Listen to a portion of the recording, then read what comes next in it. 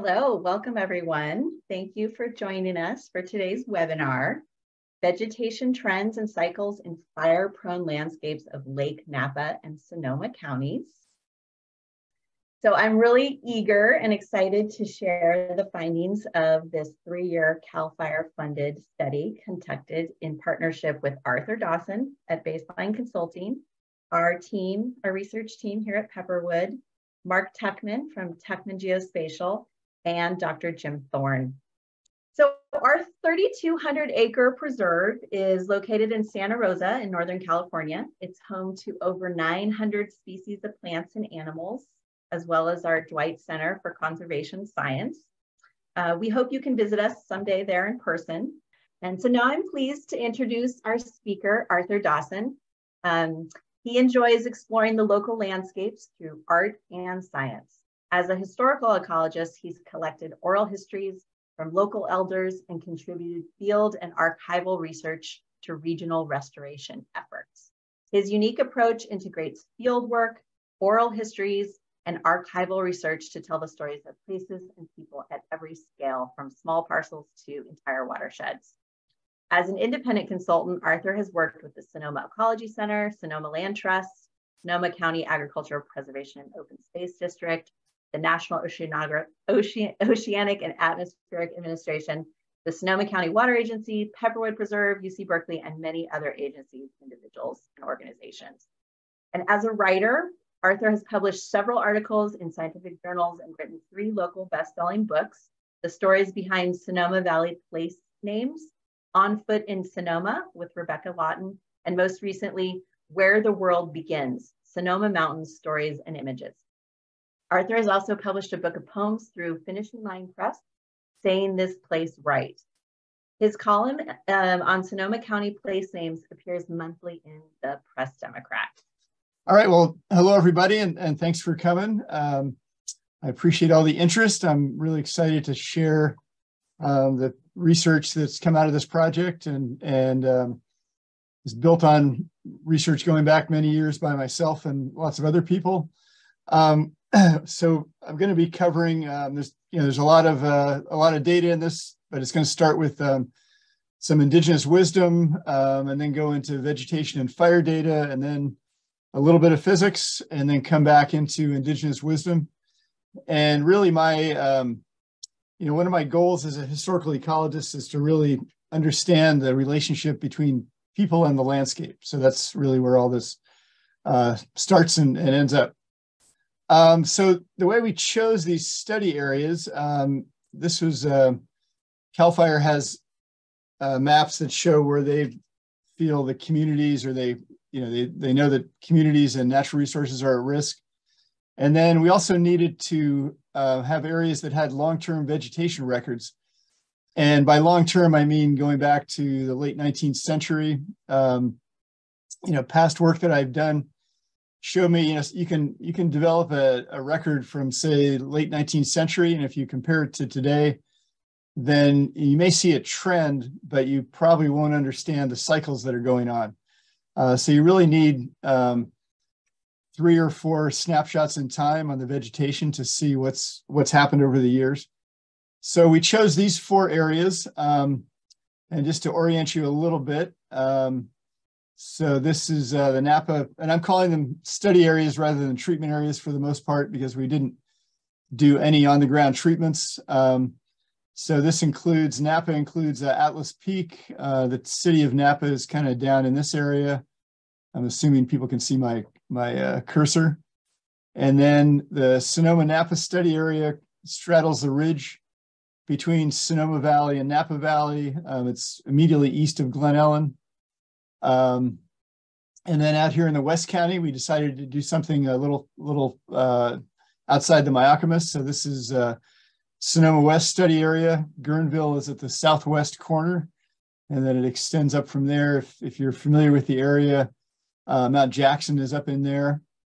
And then finally, the lake study area is just south of Clear Lake. It includes the community of Cobb Mountain, what's the state forest up there? Boggs State Forest, and also and the town of Middletown is immediately east of this study area. So that'll give you a little geographic orientation there. It's a lot of territory. It's 125,000 acres more or less. But I also should say it's not everywhere. So the conclusions that can be drawn from the study, I think they can be applied beyond these study areas. But I think you also have to be careful that this is a relatively limited part of the landscape. It's mostly uplands. So when we get down into the valleys, it's to some degree less applicable. But Arthur, yeah. will you go ahead and put your slides into the full presentation mode, please? Oh, let me see.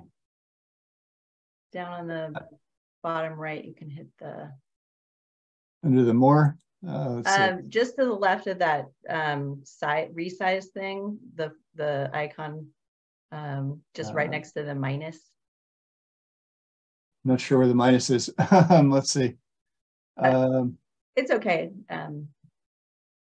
Let's see.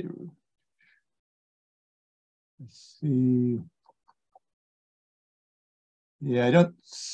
It says I'm screen sharing, but it doesn't say anything about a presentation. Yeah, take your cursor down to the very bottom. There's a row of icons like 4 boxes. That one, right? Go to the right of the 4 there. Just down a little, next to the minus sign. That one. Right. No, right. Yeah, click on that. Is that helping? Let's see. It should go into presentation mode. I just have my technical assistant's neighbor here. Yeah. We can see as is, so I think you should go ahead and proceed. Okay, let me push it one more time and see what happens. Does that help? Didn't seem to go. Okay. Well, okay. Go right ahead. We can see clearly. Okay. So just a quick question. So you're seeing it with all the other slides lined up on the left? Correct. Okay. Well, yeah, I'm not sure. Oh, I know it might work, or maybe not. Okay, one last try. Did that help at all? I know. Oh, that's screen sharing. Sorry about that. Okay, well, let's keep going then. I can do this. Okay, that might be a little better. All right, so quick technical glitch there. So yeah, so like I was saying, this is a big area, but it doesn't mean that what I'm going to say applies to everything. So just keep that in mind. And this, sorry, I want to get this in front of me so I'm not looking off the screen all the time here. Okay. All right, I think I'm good now. So it's based on a number of sources that are all woven together over a wide time period. Lots of different vegetation mapping and surveys. Goes back to some early narratives. Arthur, hold on. Sorry to interrupt again. Now we're just seeing something that says slideshow, resume slideshow with the big X. Maybe. Oh, wait. Okay. Okay. Let me. There. How's that? That looks great. Now we're in full mode, so you're good to go. All right, yay. Okay, so these are the wide variety of sources that were used, and I want to say, I'm going to cover a lot of material. This is meant to be an introduction to this study.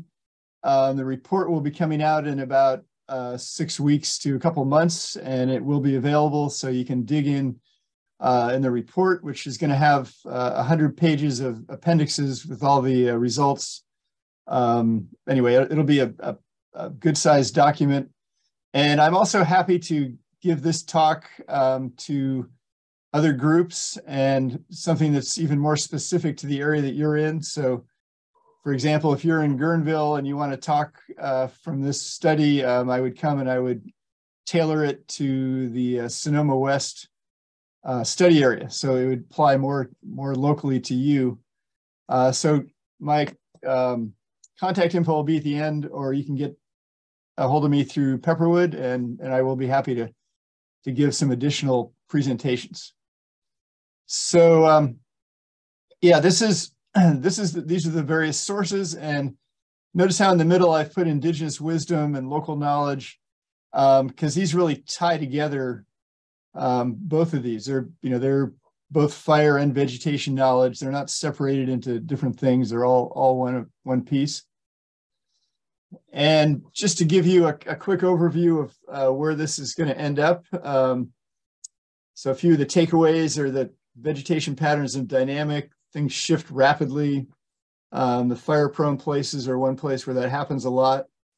And then maybe the piece that I think is the most interesting and maybe the most important for us is that I think I've identified a tipping point for catastrophic fires that happens at about 60% woodland cover. And I'll cover that in detail later on. And catastrophic fire means fires that are especially big and have especially damaged human infrastructure as well as ecosystems. And I'll show you later on, it's, they're a specific type of fire that those of you who have been here for a few years have either experienced directly or certainly come close. And for some reason, Napa is an exception to a lot of what I'm going to say. So I don't have an explanation. We'll just have to show you what happens there. But before I do anything else, I want to start with indigenous wisdom. I had the great pleasure to talk to a number of local people from the indigenous community. Most significant, I would say, is Clint McKay, who's on the chair of the Native Advisory Council for Pepperwood. And we got to spend a couple hours talking about all sorts of different things. And one thing that he told me, I was kind of pushing him to tell me, so how often did your people burn the chaparral? Was it every 3 years, every 7 years, every 10 years? And he was very clear that, he doesn't go by a calendar. It's a whole different way of doing things. And I think, in essence, that's one of the values of the indigenous wisdom is maybe not so much specifics, although there is that as well. But it's, we've gotten to a place where we realize that we have to start doing things differently. The things are really going off the tracks. And the best example of doing things differently here in Sonoma County and all over the United States are the indigenous practices that were done, long before Europeans got here. So just great appreciation for Clint and all that he brings to the county with his wisdom and his knowledge that goes all the way back, thousands and thousands of years. It's a very thin but a continuous thread going back a long, long ways. So here he and his family are getting ready to do a cultural burn at Pepperwood. And one of the things that I learned from the indigenous community is that fire has the power to create community, whether it happens after a major catastrophe, like has happened here recently, or if people come together and do burns as a community. It has that power to create community. And one of the things that Clint was very clear about was the difference between cultural burning, like his people practice, and controlled or prescriptive burning. And it comes down to who is it intended to benefit? Is it just mainly for human beings, or is it for the entire ecosystem? Someone else I got to talk to at length was Sarah Moncada. She's the director of Heron Shadow, which is about a 7-acre piece of land out in the West County by Grayton, and I think they describe it as a biocultural oasis. So they're bringing back indigenous land use techniques, but also kind of interweaving that with more what we might call Western land management. And I don't like to use the word management, but Western tending, we could say. And this was kind of an astounding thing that she said, that to think of fire being a member of the community. And when you think about it, if you exclude a member of the community, you're probably going to piss them off. And they may come back, if they do, and do real harm when they return. So I think, this is a really interesting framework to think in, is fire as a member of the community. and we need to treat it with respect. These are some insights that I've gotten. I don't want to pretend to be speaking for any individuals or any Indigenous groups, but my conversations with Indigenous folks have given me a few insights as the further I've reflected on them. And I won't read these all to you, but just a couple. The idea that fire and trees and plants, they have their own agenda. They have agency. Like for example, Douglas fir they're doing their own thing well outside the human community. And I'll show you an example of that later on. Just recognizing that we're limited in our knowledge, we're not in control. We really should be humble about what we're able to do and think about what's our proper role on the landscape. Is it managing, or is it tending or stewardship? And the very last one, just kind of is a little bit of a joke, but not really, because thinking in bullet points is probably a very Western way of thinking. And I'm looking for something that's outside of our traditional way of thinking. One more quote from Redbird Willie, who's stewardship coordinator at Heron Shadow. I showed him some of the maps that have come out of this study. And this is what he said. Well, that's how the land looks when it's not being tended properly. And I didn't take it personally, but I was taken a little bit aback to think that, wow, I've spent all this time and all I really have is a picture of a patient on the table who's not doing very well. But the more I thought about it, the more I think he's right. That really, what the historical record shows is the land not being tended and the consequences of that. And to put all this in context, here's these pictures show a survey line from the 1870s that at that time was covered in chemizal or chemise, and today it's a full-on forest. So these tremendous changes have happened over the last 150 years. And that was the decade that my great-grandparents were born. It seems like a long time ago, but I remember them as a kid. When I was a very young child, I remember meeting 3 of my great-grandparents. So this is still within, kind of a grasp of an individual human in a sense, to think about these generations back. And then, I have kids and they'll have grandkids. So it kind of goes back to the proverbial, do things as if the next 7 generations depended on it. All right, well, let's jump from there to the historical record, keeping that framework in mind. And this kind of makes the bridge, actually. This is the earliest record that I know of fire in Sonoma County. It's a cultural burn being reported by the man who started the Sonoma Mission. And interesting, I don't think he makes a connection, but he talks about the results of cultural burning, that the place is bare of thick woods, which is a contrast to the last photos I just showed. Again, I'm not going to go through these in detail, but just generally looking at patterns of fire and vegetation and relationships between fire, vegetation, and people. Thinking about a tipping point. Like I said, that seems like a really important thing. If there is a tipping point that we could have some influence over, that would be a really valuable thing to know.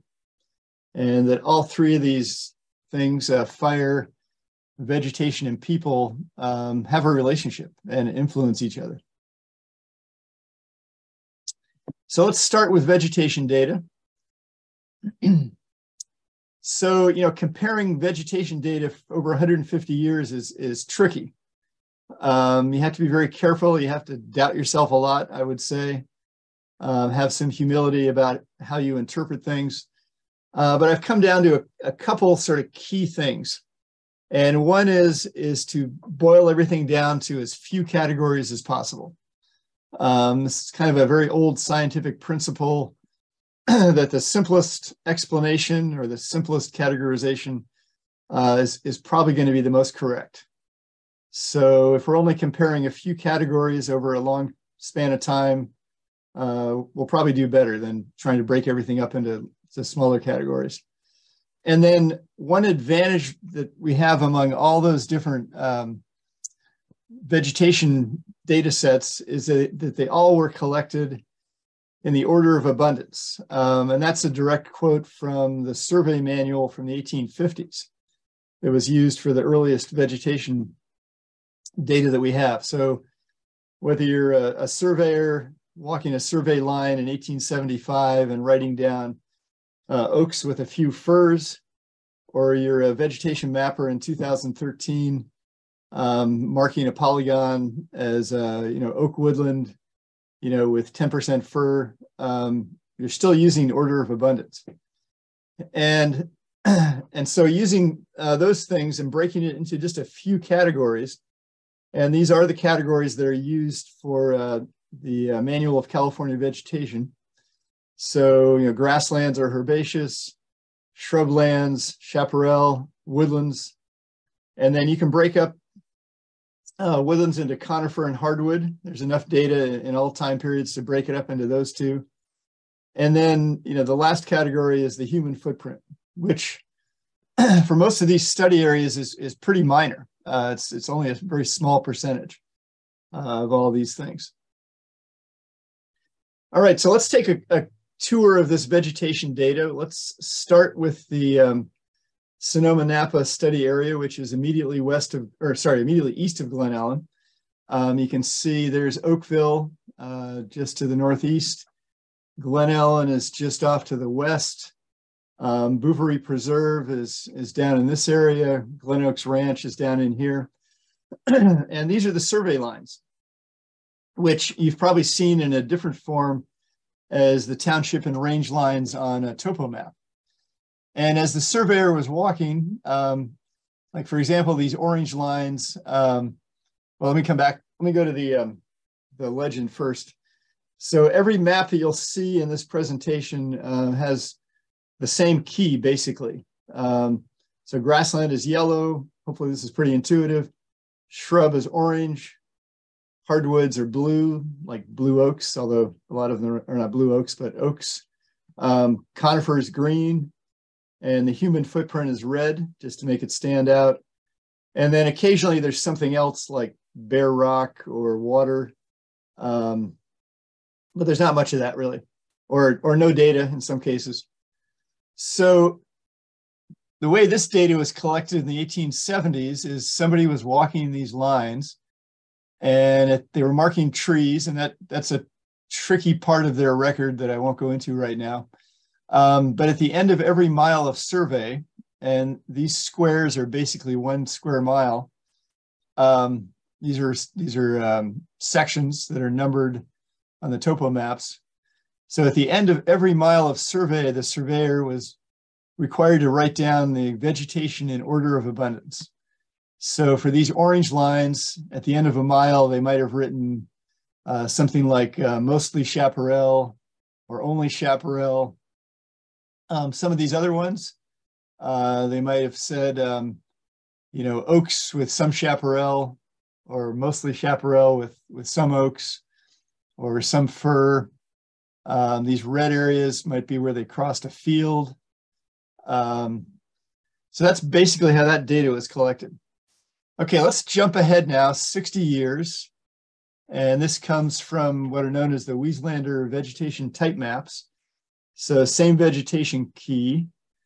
And you can see there's still quite a bit of chaparral on this map. A lot of hardwood forest, bigger human footprint, although still not too big.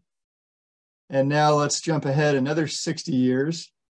And these are from the wildlife habitat relationship maps that Fish and Wildlife developed in the early 1990s. And you can see, there's less chaparral, more forest, and certainly more conifer forest by 1993.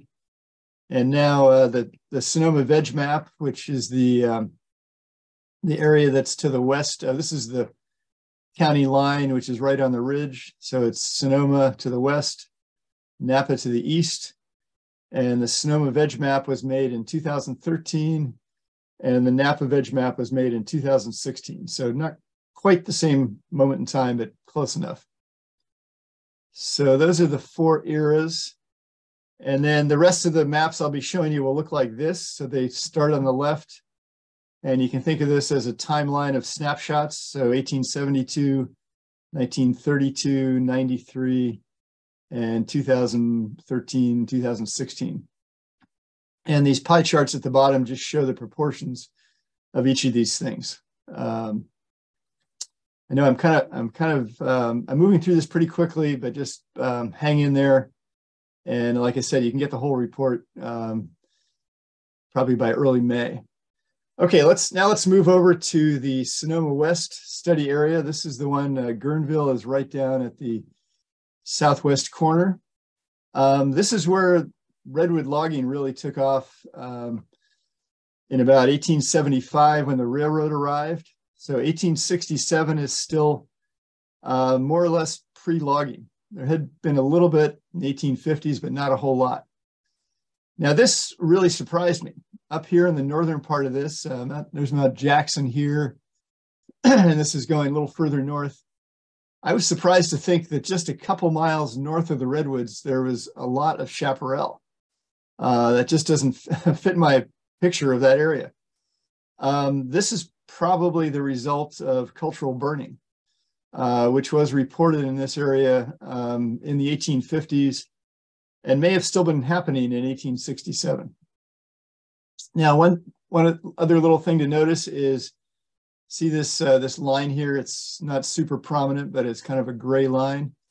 That's the footprint of the Walbridge fire in 2020. The Walbridge fire burned all this area. And I find it really interesting to see that this old chaparral area is largely tracing the footprint of the Walbridge fire. And it'll be interesting to see what comes back in the next few years. Okay, logging, intensive logging between 1875 and 1915. And then unfortunately, there's no maps until 1965. And so it's now been in recovery from logging for 50 plus years. And what's come back instead of conifer is a lot of hardwoods. And there is some chaparral, which I'll talk about that more in a few minutes. Go ahead about 30 years and conifers are moving back in. Some of this is probably redwood stump sprouting, and a lot of it is Douglas fir. And 2013, a lot of conifers. All right, Lake County, just south of Clear Lake, includes the town of Cobb. So again, back here in the earliest picture, there's a lot of chaparral, but also a lot of conifer. And not a whole lot of hardwoods. And then we come forward 1928. There was some logging in the 1880s, 1890s, but there had not been a huge amount by 1928. But then between 1928 and 1950, there was a big fire in 1944, and then there was logging in the late 1940s. So what we're seeing here is after a huge disturbance, all this gray area was mapped as barren. So the conifers, have really been pushed back. And then you come ahead another 43 years, and you can see that the trees have really reestablished themselves. And so there's a lot of resilience in this landscape, even after a huge disturbance. And now we're going to finish up here with the Napa study area. The town of Napa is just a little bit south of here. And I can't explain this, but Napa doesn't seem to go through nearly the dynamic changes that the other study areas do, even though it has a very pretty intense fire history. The vegetation doesn't seem to be changing as much. Okay, on to fire data. So these are the sources that I used. Now, narrative sources like newspapers can be a surprisingly good source because they'll often talk about the size of a fire, and they'll also talk about, so-and-so's ranch burned, or the fire came within a few hundred yards of so-and-so's barn. And if you dig out the old county maps, which have the landowners, you can actually come up with estimated perimeters, and then you can give those, each one you can give a confidence level. So this is kind of a way to contain, there's a lot of uncertainty, but it's not infinite. There is a way to kind of contain the uncertainty. All right, so here's the fire history. Back to the Sonoma-Napa area. So even though this is considered a fire-prone area, it has, a pretty diverse fire history. So the darker the color, the more fires that have occurred. There's even an area that has no documented fire. This is what I'm calling a rare burn zone in purple. And then this is demarked as the frequent burn zone for two reasons. One is that, yes, it's burned a lot, absolutely. But it also represents an area that we can pinpoint the dates of fires. So this whole thing burned in 1923. The whole frequent burn zone burned in 1964. A good portion of it burned in 1936, and then also the entire thing burned in 2017. So it gives us a point in time against which to look at vegetation change. Okay, same thing here at Sonoma West. Not quite as intensive of a fire history, but it still has a frequent burn zone, which I chose for the same reasons I just mentioned. And the area in the south, like half of this study area has no documented burn. And this was all the intensive logging area, which I won't talk about today, but I did also look at vegetation transitions in the former logging zone. Okay, the lake study area, similar thing. Here's the frequent burn zone. Here's the rare burn zone. And there's a few less fires here because, the really good historical record doesn't start until about 1900, 1910. So before that time, it's much more difficult to find the data. So this is a little shorter of a fire history, but still well over 100 years. And then here's Napa. Again, there's the frequent burn zone in red. And so Napa, almost the entire thing has burned. There's very little area that has never burned. So choosing a rare burn zone required going to places that only had one or two fires, as opposed to places that had not seen any fire at all. Okay, bringing all this together. So as I've mentioned, the places that show the most dynamic vegetation changes are the places that have burned the most often. So to look at that, kind of highlight those changes, we're going to go to a couple of the frequent burn zones. This is the one that's north of Guerneville. And so this whole thing, it burned in 1917. And it also burned again in 1959, and it burned again in 2020. So we have this veg map from 1965, and here's what the landscape looks like 6 years after a fire.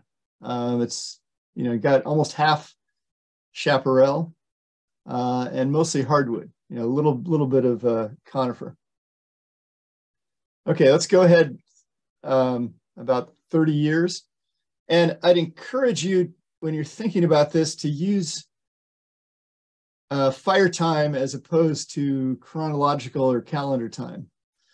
This goes back a little bit to what Clint was saying, and I think it's a much more useful way to think about the changes that happen. What does the landscape look like at a certain point after a fire? So here's 6 years after a fire. Here's 34 years after a fire. Obviously, a lot of the chaparral's gone.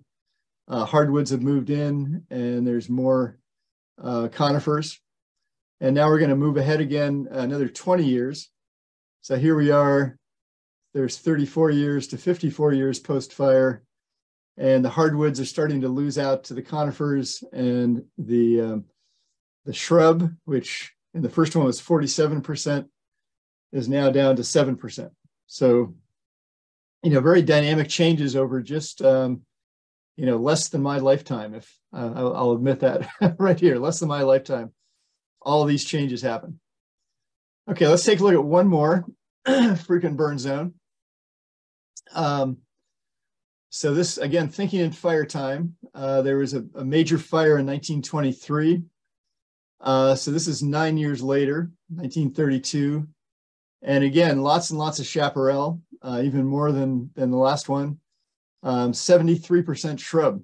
So, a lot of shrub, a little bit of hardwood, and a very little bit of conifer. Okay, let's move ahead to 29 years post-fire. So, I admit I have to be careful with this. I'm conflating two different fires. So this is 9 years after the 1923 fire. This is 29 years after the 1964 fire. But I think a good case can be made that these areas go through a fairly regular cycle following fire. And so this should be more or less the equivalent of just adding 20 more years. So 9 years after a fire, 29 years after a fire, and then here's 49 years after a fire. So again, the shrub has gone from 73% down to 13%. The forest has gone from 26 to 78, so 3 times as much forest. And these rates of change seem to be fairly consistent in these areas. You can see they're all, if you look at the long-term average, they're all within a kind of a ballpark of 0.8 to 1.3%. And this is per year within the study area. So if you had a 1,000-acre study area, 1.3% would be 13 acres. So you would expect every year 13 acres to be converting into woodland after a fire. It's probably not quite that clear cut on the ground in a year, but if you wait 10 years, you would see something along that line. I mean, Napa is vastly different. Napa, again, I can't explain this, but change in Napa is very slow, and it's sort of a different type than these other ones. I've kind of come to think of the woodland and the shrub proportions on the landscape as being like a seesaw. So, you get a fire, it pushes the shrub up to a high percentage, the woodland burns and goes way down, but then with time, the woodland goes up and the shrub goes down until the next fire. So it's kind of this seesaw between woodland and shrub. And you can see that these proportions are relatively equivalent. They're pretty balanced here.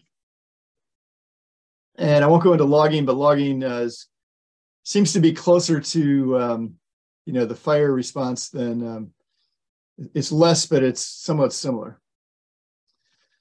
All right, let's now start thinking about tipping points. And if you take the size of these fires, and I'm taking the size of the fire in relation to the study area. So how much of the study area did a particular fire burn? And you can see as you go through time, there's just a couple of fires that really rise up above 20%. Most fires are down here 10% or less. The 1964 Nuns fire is well remembered. And it is bigger than these other fires, but it's not, excuse me, it's not hugely bigger. And the Nuns fire in 1923 was considered a catastrophic fire at the time. So was 1964, and so was 2017, especially for the many hundreds or thousands of people that lost their homes in that blaze. All right, so let's look at all 4 study areas.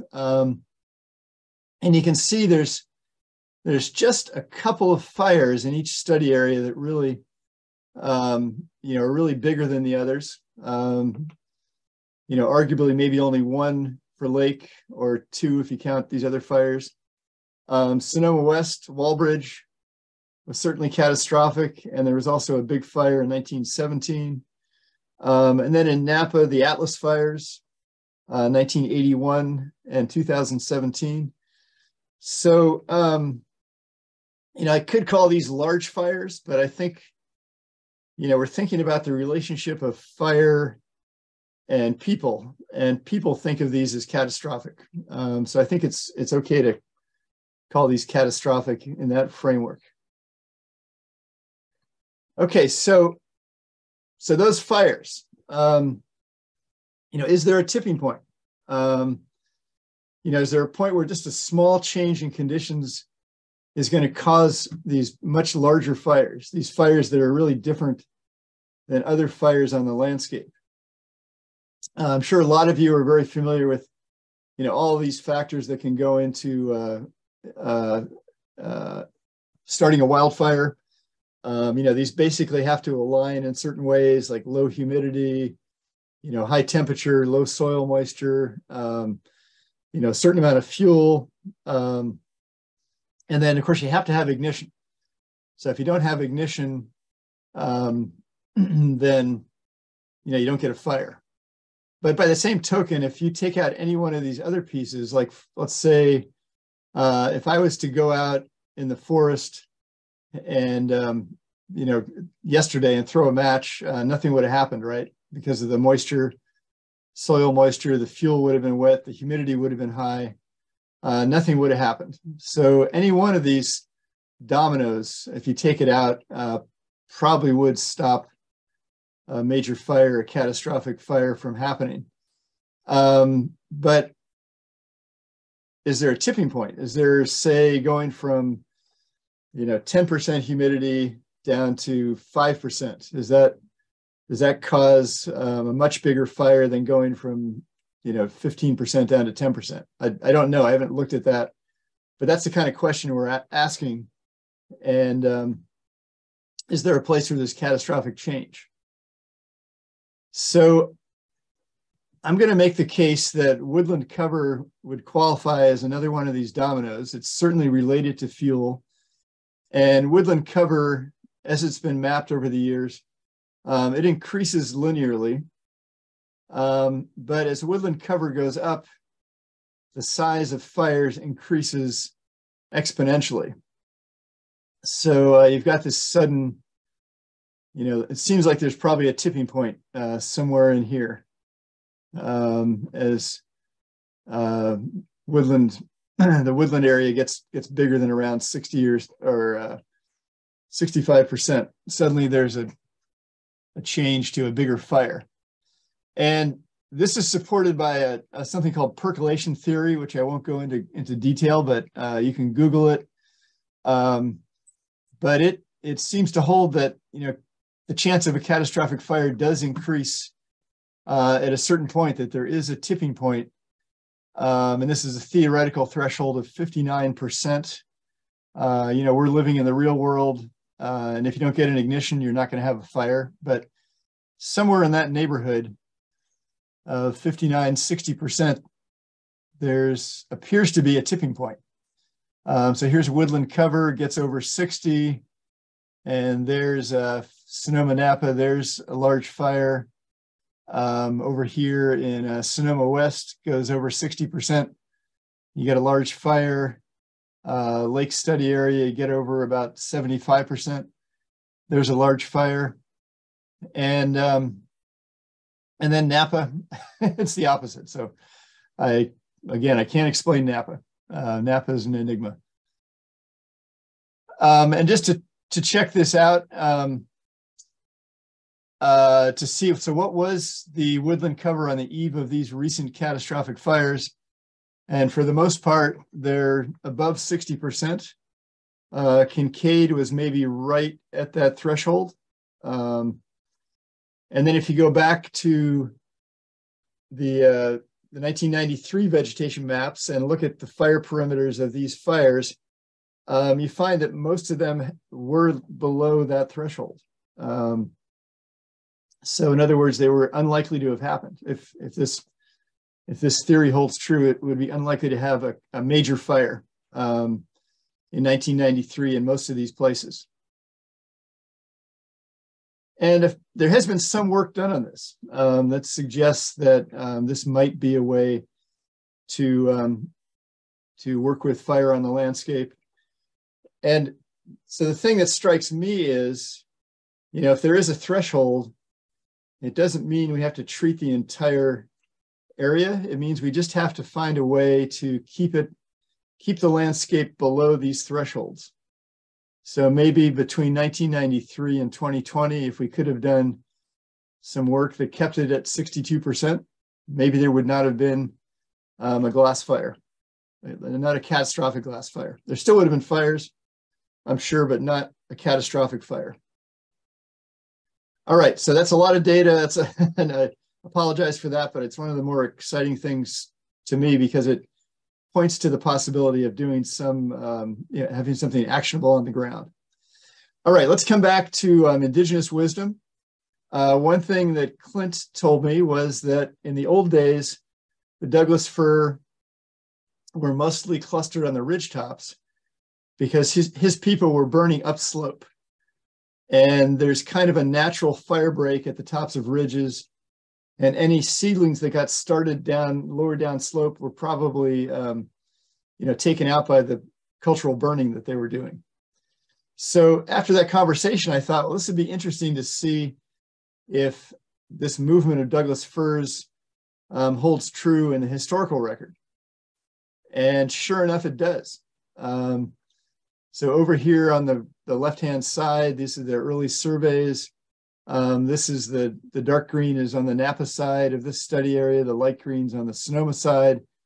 And in both cases, the Douglas firs have been moving down slope and expanding their elevational range.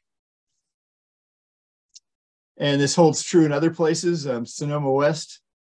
This one's a little weird because there was no map in between these two, between 1867 and 1965. But what's happened since 1965, I think, is emblematic of a lot of the county. Lake County, similar thing, a narrow elevation range early on and ramping up to much wider range. So let's take a quick journey through time here. We're going to look at the Sonoma Napa area and look at where the Douglas firs were. So early surveys, just like Clint said, the Douglas fir are clustered high up. Let's go ahead 60 years. They're starting to move down slope. 60 years after that, they've expanded out quite a bit and they've moved quite a ways downward. And in 2015, they've really expanded throughout a large part of the study area. All right, the question that brings to mind for me is, what did the Douglas fir replace? So we're going to kind of play this in reverse. So everywhere that you see as Douglas fir on this map is going to be mapped in the past. So whatever was there, we'll see what was there. So here's 1872. Lots and lots of chaparral. There's some conifer. A lot of it was not Doug fir. So things like knobcone or redwood, some hardwood. So if you could stand in one of these places and watch it over time, so you're standing there in 1872, you're standing in the middle of some chaparral. 60 years later, you're more likely to be standing in the middle of a hardwood forest. And 60 years after that, the hardwoods are beginning to give way to Douglas fir. And in recent years, you would be within something that was mapped as a Douglas fir forest. So do that quickly again, 1872, 1932, 1993, and more or less present day. All right, I'm just about at the end of this, but so how does that play out? Thank you to Open Space District for lending me this slide showing one of their concerns is Douglas fir encroachment in their recent open space preserve. And one of the effects of that is, that was where the glass fire burned there, and it caused a lot of tree mortality, and especially where there were Douglas fir dominated areas. There were effects on the human community. So coming back to the takeaways, so you've seen how the patterns are dynamic. You've seen the shifts in woodland and shrubs. Fire-prone places are where the most rapid changes occur, which makes me think that might be a place to focus on for, vegetation stewardship. Doug fir has increased. I didn't mention here, the Doug fir increased over the last 140 years about 13 times its original area. So, major changes in Doug fir. I didn't talk about California Bay, not quite as extensive as Doug fir, but a similar expansion. Tipping point for catastrophic fire, and Napa's the exception. And maybe I'll uncover some of that. But virtually no Douglas fir in Napa. It's still a mystery. So this is an appreciation to the many people who have contributed to this, and it's a very incomplete list. And I want to acknowledge that, really what this study did is it leveraged a tremendous amount of work by literally hundreds, if not thousands of people over the last 150 years. So, going all the way back to the General Land Office surveyors and their assistants. I mean, that was over 100 people just mapped the landscape. UC Berkeley researchers in the 1930s, journalists who were recording things in the newspaper. All these things have contributed to this. And then some institutions and organizations who have also supported this work and have given me insights. Too many to name individually, but thank you to everyone who's supported this work. I think it's really important, and it's can be a hard thing to make a case for sometimes in our short time frame that our culture moves in. And especially thank you to CALFIRE for just seeing the value of this work and supporting this major work of research. So I'm going to wrap it up there. If anybody has any questions they want to email me directly, there's my contact info. It looks like I've got time to answer a few questions. And like I said, I'm happy to give this presentation again, a number of times. I might put a limit on it eventually, but if I'm happy to do this again, and I'm also happy to focus in on specific areas of interest. Indigenous wisdom, stewardship, specific areas like the Lake County study area, talk about vegetation mapping over the years. Any one of these things, I'd be very happy to give you a more detailed presentation on. And thank you, everyone. And now I think I'll have time for a few questions. Thank you, Arthur. That was great. Really insightful. Yes, lots of questions and comments are coming through. So we'll get through the ones that we can and follow up later. Couple clarifying ones to start out with. This one says, I may have missed this, but how do you account for uncertainty and lower resolution with older data? For example, how certain are you that the chaparral and Sonoma area is classified in the same way it is today? Well, good question. And so there are differences certainly between these time periods. Let me try to move my little box here so I'm looking straight on. So there probably are differences, but this is one of the things that dividing things into life forms helps with, is you can say, well, whatever the specific type of chaparral it was recorded as shrub throughout all these time periods. So that's a way to reduce the uncertainty. I feel very confident that in 1932 that large area of shrub was not a forest.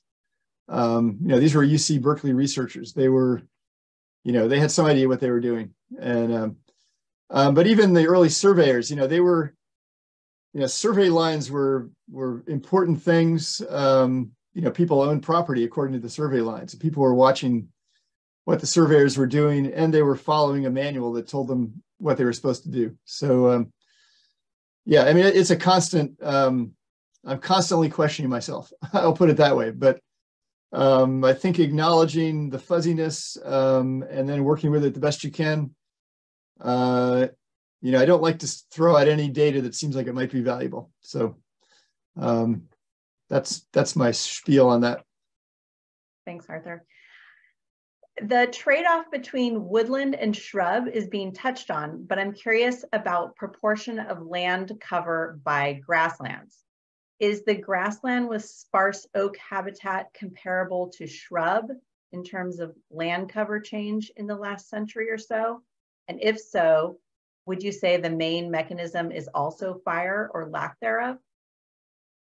A really good question. I have not really delved deeply into that. One thing that surprised me was that there really was not a whole lot of grassland in any of these study areas. I don't know if it ever gets above 10%, and usually it's like 5% or below. So it's not a significant part of this landscape. And like I mentioned, we have to be careful and not, like Pepperwood is not part of the study, and Pepperwood has extensive grassland. And a little aside on that is I did a study for Pepperwood years ago that confirmed that large grassland area has been grassland for the last 150 years. So as far as fire maintaining grassland, I'm sure it's a factor, but I can't answer that in detail. And I think the other part of that question was,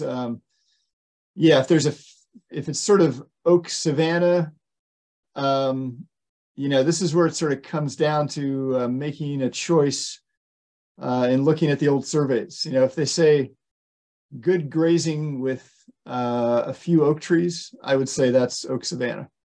And then it just depends as a modern botanist how you want to classify that. So the data will all be there in the report. You'll be able to follow this through. And if you really want to look at the maps and see all the notes this is based on, I can set you up. Next one, Arthur, here it says, have you considered the climate warming that occurred in the late 1800s after the end of the Little Ice Age, and any lag effects on dominant vegetation, like recruitment in the region?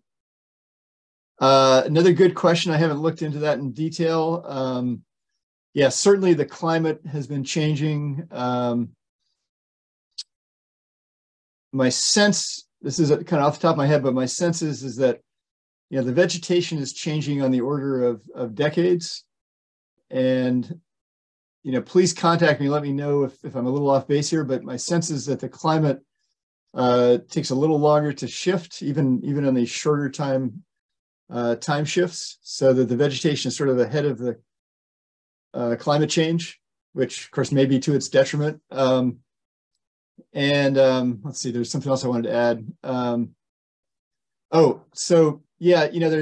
There's a lot of people are assigning climate change to some of these vegetation shifts, and especially increasing aridity to the higher prevalence of wildfire. And I don't doubt that's a factor. But if you look at these catastrophic fires, my question is, is climate the tipping point, or is it something else that's happening right now? And maybe, maybe climate affects the number of wildfires overall, but doesn't actually tip it up to those bigger fires. It's worth more study, but that's kind of my thinking, is that may be maybe a significant tipping point, and one that we actually have some influence over as humans, as opposed to anything else, until we stop driving and all that stuff, and that'll still take a while. Next one here, Arthur. It says, do we know the extent of indigenous pre-colonial pre-settler burning? How widespread was it? Was it mainly within reach of their living areas? And were there large areas that they did not burn? A good question, and it would be great to ask Clint McKay this, but I'll tell you just a couple things he shared with me. One thing I would say is unless this shift from chaparral to trees is not due to fire, or is not due to the lack of fire, then I would think that most of those chaparral areas that are popping up in the old surveys were areas that were burned. And, those are large portions of these study areas or chaparral. Presumably there were cultural burns, maybe they escaped sometimes and burned areas that weren't intended to be burned. But what Clint told me was a couple interesting things. One is that, they would burn, it was very individual. Like if you were a hunter, you might burn an elderberry patch or a whatever a willow patch, whatever type of plants would make things that you wanted for bows and arrows. And I think elderberry is not one, but anyway, you get the idea. You would burn those plants. If you were a hunter, you might burn the chaparral at a certain point to provide better forage for deer, because that's what you wanted to hunt. So, it was happening at a very fine-grained basis, I think, I'll just say all over the landscape. But he also said that sometimes they would burn, a couple hundred acres at a time, depending what they were burning for, whether maybe it was, a clover. Cloverdale, was named after all the clover fields that were up there, which were probably created by cultural burning. There's the Dogbane Preserve near the Burbank Center, and that's, there's reports of that being a huge area of dogbane, which was being culturally burned, I think hundreds of acres. And one more thing that Clint said is that they maintained travel corridors, for example, from, where the Dry Creek Rancheria is now, which is near Hillsburg, all the way over to Clear Lake. So we're talking about, dozens of miles of a travel corridor that was kept open probably by the people at either end and maybe the people in the middle. So it might not have been the whole landscape, but it was extensive burning along that corridor so people could move easily through. So there's a lot of nuance to these questions, and I'm doing the best I can, but I think, and I'm sure I'm missing a lot. There's a lot I don't know, but I'm doing the best I can. Thanks. This is just a comment. It says here, hello, this is Dylan Williams with Hybrid Indigenous Stewardship. I was wondering if any of these agencies or organizations would consider talking to me about partnering with our group to manage these lands. And Dylan, maybe if you could put your contact information in the webinar chat if you haven't already, folks can reach out to you. And I had the pleasure of meeting Dylan a few weeks ago, and yeah, I would really encourage any agency that wants to start working with Indigenous folks and thinking about other ways to tend the landscape. Get in touch with Dylan. I think he has a lot to offer. Wonderful, great. Another question. We'll take a few more here. I know we're running over, but lots of interest and comments. Says, did you spend any time investigating the effect on too frequent a fire in chaparral as an impact on its ability to regenerate? I have not yet focused on that. One of the great things about this project is there's so much data that there's probably years of work ahead for me and anybody else that wants to dive into it. So I haven't looked into that. I know that there's concern. I know Southern California, places that have burned too often have converted from chaparral to grassland. And I haven't seen that here. It could be that we're on the cusp of that happening, and we're going to see that in the next few decades. But I also would caution people about trying to apply things that have happened in quite a different part of the state to Sonoma County. It's one of the things I've seen over and over again is that, one really great study comes out of one place and then it suddenly gets applied across. We want to do things sort of universally. Like, oh, that's a good idea. Let's do that here. And I think anytime you're moving a long distance geographically for any sort of I'll call it a management strategy, you have to be careful. I guess things are, Southern California is a vastly different ecosystem than here, even though we do share a lot of plants. Great. There's lots of interest in the intersection with climate, and sure there's some more research to be had there. But for example, it says, what about the impacts of climate change on temperatures, drought, wind, all that, leading to more wind-driven fires igniting home fires? An increase of human settlement, especially given the human homes are mostly very flammable. Yeah, I think, I think wildfires, there's a lot of factors that go into wildfire, and I don't dispute any of them. I mean, it's been well established that, the more people you have in an area, the more wildfires you get. And, I think 90% or more of California wildfires are started by people, whether it's by accident or sometimes on purpose, unfortunately. So, the human population's a factor. Wind was certainly a factor in 2017. But again, I guess I come back to the tipping point. I mean, we can't change the wind. So, maybe there is a tipping point. I want to investigate a little more, like, tipping points related to wind, tipping points related to humidity, soil moisture. We're actually looking into soil moisture, so I may have a little more of an answer on that. But so I think the question I keep coming back to is, why were there suddenly these big fires? And the thing that makes the most sense at this point in my research is the amount of woodland cover. And now that sounds really simple, but I think what woodland cover might actually represent is kind of a proxy for a lot of other things. So, the amount of fuel, the amount of ladder fuel, it's a two-dimensional measurement, but I think it may reflect three-dimensional conditions. And it may somehow boil all that down into this, fairly straightforward metric that, maybe will be useful. I hope it is, but, if it proves not to be, well, we explored a really interesting idea and it didn't pan out. But I have to say, so far, it seems like things are lining up in favor of that hypothesis.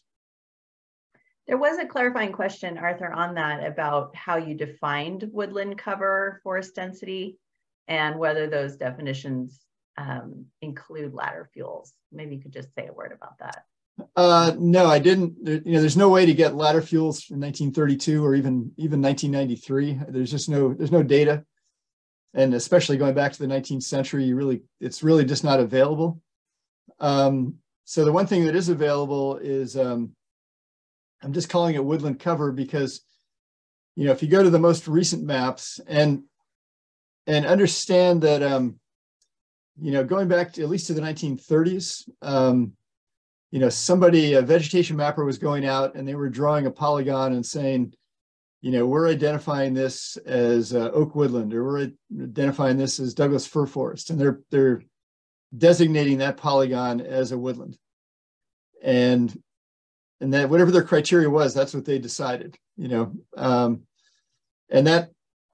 and the techniques from the 30s to the present, I don't think have changed a huge amount. They've gotten more refined, but they're not that different.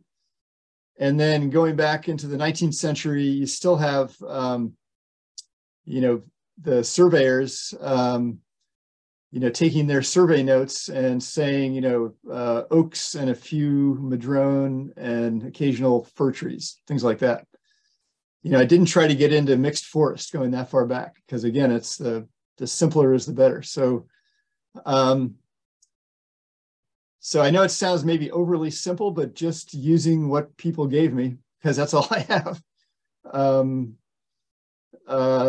made sense. And, I'm happy to talk more at length with people about this and hear other ideas on how to approach this.